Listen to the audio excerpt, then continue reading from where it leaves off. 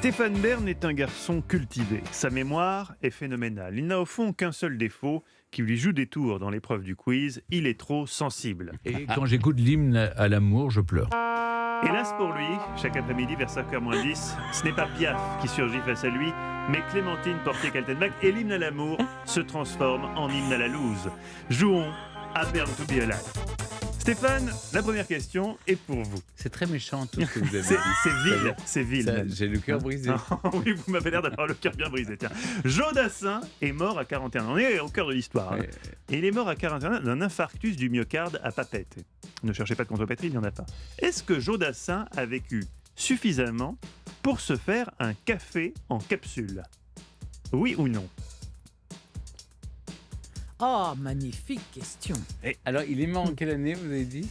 Alors, je vous ai dit, je ne vous dis pas. Ah oui. Non, c'est pas. Il est mort à 41 Il essaye ans. de m'arnaquer, vous avez vu ça? Moi, je dirais il est- qu'il est mort Il est avant mort- les années 80. Il est non mort avant les 41 années. ans. Il est mort en 78, quelque chose comme ça.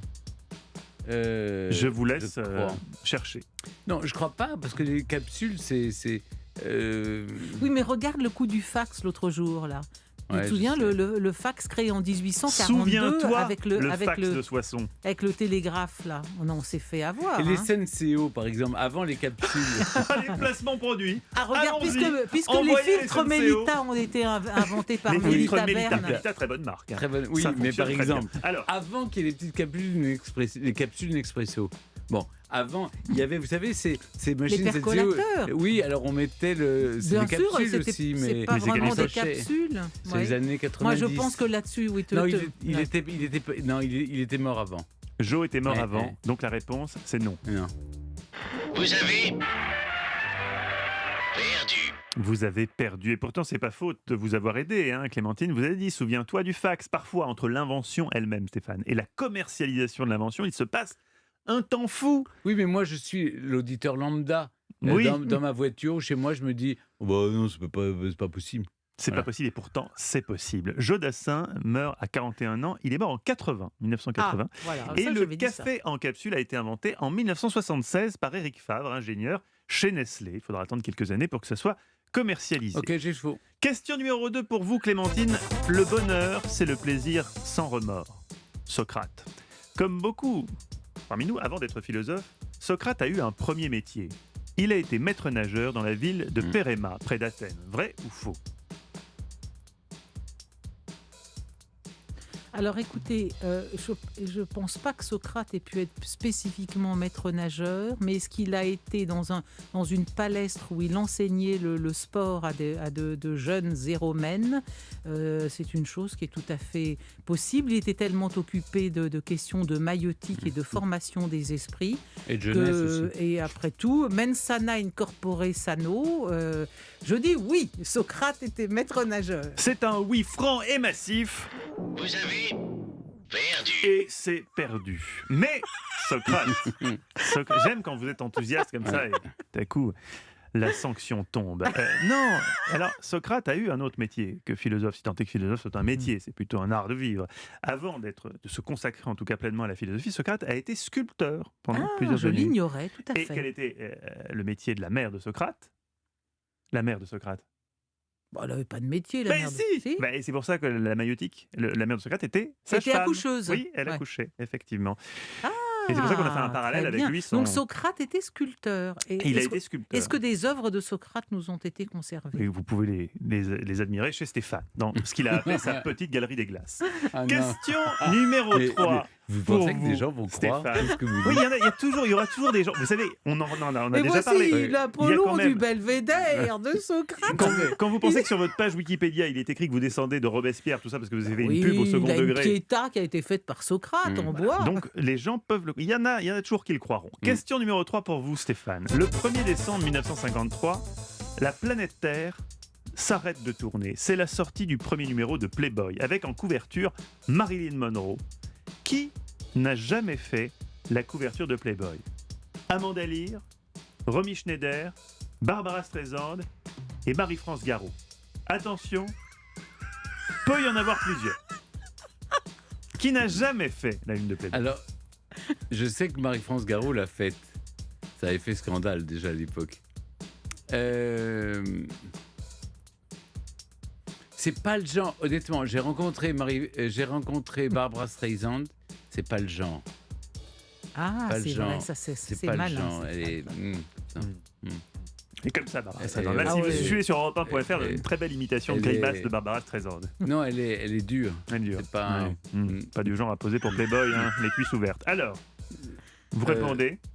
Qui n'a jamais fait, la question c'est qui n'a jamais fait la couverture de Playboy? Amanda Lear, Romy Schneider, Barbara Streisand ou Marie-France Garot? Je dirais Romy Schneider et Barbara Streisand. Vous donnez 2 réponses. Oui. Et je vais vous dire une chose, si vous avez bon sur les 2, ça vous fait 2 points. C'est verra. une décision que j'ai prise comme ça.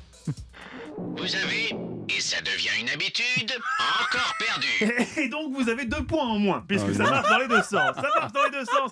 Surtout que Non, vous mais avez attendez. affirmé la première chose que vous avez affirmé du haut de votre culture. Sans ça va de la culture. Alors, C'est un souvenir. Marie-France Garot l'a fait. Alors, Ben oui. on appelle Marie-France Garot. Ah non, la pauvre, elle est morte. Eh oui, bien sûr. Et non, c'est Marie-France Garot qui n'a pas. Non, ne l'appelez pas, ça sert à rien, ça n'aura occupé. Celle qui a été avec Pierre Juillet une éminence grise de Jacques Chirac n'a jamais fait la une de Playboy. C'est assez logique quand on y repense. D'où vous vient cette idée? Moi, vous m'avez soufflé sur ce coup-là. Mais Je d'où me suis ça dit, mais sortait? c'est pas possible, Avec qui vous- Marie-France Garot. Avec qui vous Mais vous confondez? étiez tellement sûr de vous. Il m'a semblé que vous êtes Vous confondez avec Jeannie? Vous Vous confondez confondez l'ex-femme avec de Leclerc? Edmond Charles Roux, je pense. Mon Dieu, il y a eu une confusion. Confusion Je l'aime totale. bien, moi. Avec son chignon, tout tiré comme ça. Son tailleur un peu. Ah non, non, mais quelle pitbull. était la réponse? Mon Dieu, mon Dieu. Ah ça, il s'y connaît en tête couronnée, mais alors la politique, Ah, voilà, il y a quelques Mais petites lacunes. Marie-France Garot, elle est toujours de son. Non, je crains que non. Mais non, mais vous vous Non. trompez, Stéphane. Attendez. Mais vous devez confondre. Alors on l'appelle. Non, mais elle a Non, mais Alzheimer. Stéphane. C'est elle qu'on a retrouvée, vous savez. Elle, Ah, mais j'en sais on rien, l'avait mais pour moi, elle perdue, est encore en vie. On l'avait perdue dans son quartier. Vérifions, parce non, que. non. Bah, Elle est- attends, là, pour moi, il elle faut est encore marquer en vie. pause C'est et une très vérifier, très vieille dame, c'est mais elle est bizarre. en vie. hein. Marie-France Garot, alors voyons voir. Je pense qu'il a dû confondre avec quelqu'un d'autre. L'information Europe 1 vient de tomber. Stéphane, Marie-France Garot est vivante. Oui, mais dans Et- quel état Ah non, Mais dans quel état et non, et justement, en très bon état, puisqu'en écoutant notre émission, elle écoute Europe 1, elle va peut-être faire la une du prochain Playboy. Ah. C'est dans les tuyaux, si j'ose dire. Alors, quelle était la réponse Alors, alors Romy Schneider a fait la une en 1980, Barbara Streisand, lapin Ah. beige comme vous l'appeliez, en 77, Ah là et là. Amanda Lear en 78 dans l'édition italienne. Amanda, Oui. qu'on embrasse. Alors moi, spontanément, évidemment. j'aurais dit tout de suite Marie-France Garot n'a pas fait la couverture de Playboy. Je rappelle les scores, -2, 0. C'est-à-dire que c'est une émission de un Mais quiz là, de vous très allez haut être niveau. embêté pour votre 5e Oui, mais je vais question. me débrouiller, vous inquiétez pas pour moi. Question numéro 4. Clémentine, c'est pour vous. Dans la déclaration d'indépendance des États-Unis datant Oh non, du le- 4 juillet 1776, parmi les droits consacrés, on trouve la vie, la liberté et le bonheur. Vrai ou faux? Je pense que dans l'esprit des pères fondateurs des États-Unis, il y a cet esprit des Lumières et l'aspiration au bonheur dont Saint-Just disait le bonheur est une idée neuve. Je pense que c'est possible, oui, est-ce que le bonheur figure dans la déclaration des droits Oh, écoutez, si ça n'y est pas, ça mériterait d'y être et ça contrecarrerait un peu le droit du port d'armes et l'amendement qui permet aujourd'hui encore aux Américains de s'armer jusqu'aux dents. Donc je répondrai oui. Vous avez perdu. Nous sommes à -2, c'est parfait. C'est exactement, c'est pour ça que je vous ai C'est ce pas que vous aidé. vouliez. Je vous ai laissé répondre. Effectivement, vous avez raison, ça aurait été beau que ça soit écrit comme ça. Alors d'ailleurs, c'est plus perfide que ça. Je vous ai demandé si on trouvait dans la Constitution, dans la Déclaration d'indépendance des États-Unis, cette phrase, la vie, la liberté et le bonheur. C'est faux, on y trouve la vie, on y trouve la liberté, mais pas le bonheur, en tout cas, pas écrit comme tel. Il est écrit que chaque citoyen peut se lancer à la recherche du bonheur. C'est vrai que ça coûte rien de chercher le bonheur. Oh non, mais vous pinaillez, Ah, mais bien c'est sûr. différent. On leur dit qu'ils ont le droit de chercher le bonheur et on leur Oui, garantit oui, pas le bonheur. oui, Ah, non, alors là, écoutez, vraiment... c'est je- -2, la Non, décision non, je est fais tombée. une réclamation. Aucune réclamation, vous aurez droit à la 5e question pour le plus grand plaisir de nos auditeurs vicieux.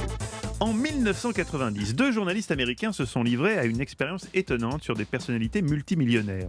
Ils leur ont envoyé des chèques de $1, puis de 0,64 $, puis de 0,13 $ pour observer jusqu'où allait leur amour de l'argent et voir si elles allaient encaisser les chèques.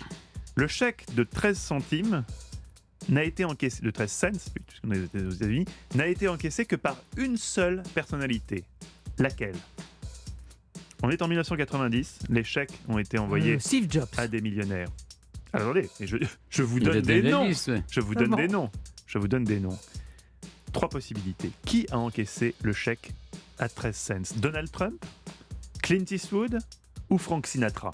Frank Sinatra. Frank Sinatra pour Moi, Stéphane. Trump. Victoire de Clémentine. Il a vraiment toutes les qualités, cet homme-là. Il est en plus d'être multimillionnaire, il est rapia. C'est une pince. Il a le seul millionnaire qui a encaissé le chèque à 13 cents, c'est Donald Trump. C'est le début de la richesse. C'est le début de la richesse. Citons les personnalités qui n'ont encaissé aucun chèque. Aucun des chèques. Dustin Hoffman, John McEnroe, Billy Joel et Woody Allen. Comme quoi, on peut aussi dissocier. Oui, ce le qui ne veut millionnaire rien et dire l'artiste. non plus, Mathieu. Qu'il n'ait pas encaissé le parenthèses. chèque?